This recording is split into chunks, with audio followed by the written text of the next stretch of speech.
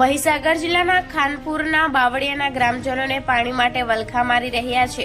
વાત એમ છે કે કારંટા પાણી પુરવઠા યોજના ગામમાંથી પસાર થવા છતાં ગામમાં 3 વર્ષથી બનાવેલા ટાંકામાં એક ટીપું પણ પાણી પડ્યું નથી। ખાનપુર તાલુકાના બાવળિયા ગામથી 2 કિલોમીટર દૂર કારંટા ગામમાં પાણી પુરવઠા વિભાગની જૂથ પાણી યોજના આ ગામમાંથી જ નીકળે છે અને ખાનપુર તાલુકાના 69 ગામોમાં આ યોજના મારફતે પાણી આપવામાં આવે છે તેવો દાવો પાણી પુરવઠા વિભાગ કરે છે। ત્યારે માત્ર આ યોજનાના સ્થળેથી 2 કિલોમીટર દૂર આવેલા બાવળિયા ગામમાં છેલ્લા 3 વર્ષથી બનાવવામાં આવેલ ટાંકામાં એક પણ ટીપું પાણી આજ દિન સુધી પડ્યું નથી। ગામના લોકો 1.5 કિલોમીટર ચાલી ગામમાં આવેલા એકમાત્ર હેન્ડપંપ પર નિર્ભર છે। આદિવાસી સમાજની આ વસ્તી છે જેમાં મુખ્યત્વે લોકો ખેતી અને પશુપાલન કરી પોતાનું ગુજરાન ચલાવે છે। ત્યારે પાણી માટે ગ્રામજનોને વલખા મારવાનો વારો આવ્યો છે।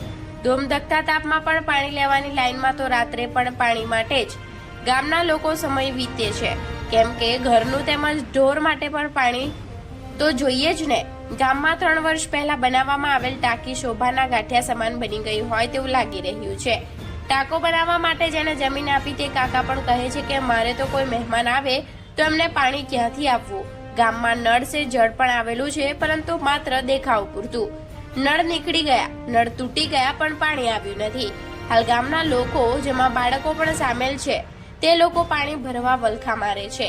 ગામના લોકો તો એમ પણ કહે છે કે આ હેન્ડપંપ પર 2 કલાક પાણી આવે, પછી રાહ જોવી પડે, ત્યારે ફરી પાણી આવે અને ફરી પાણી ભરાય, એમ આખો દિવસ પાણી ભરવામાં જાય અને તેમ છતાંય ઢોરને પાણી પીવા માટે તો 2 કિલોમીટર દૂર આવેલા મહીસાગર નદીએ લઈને જવું પડે છે।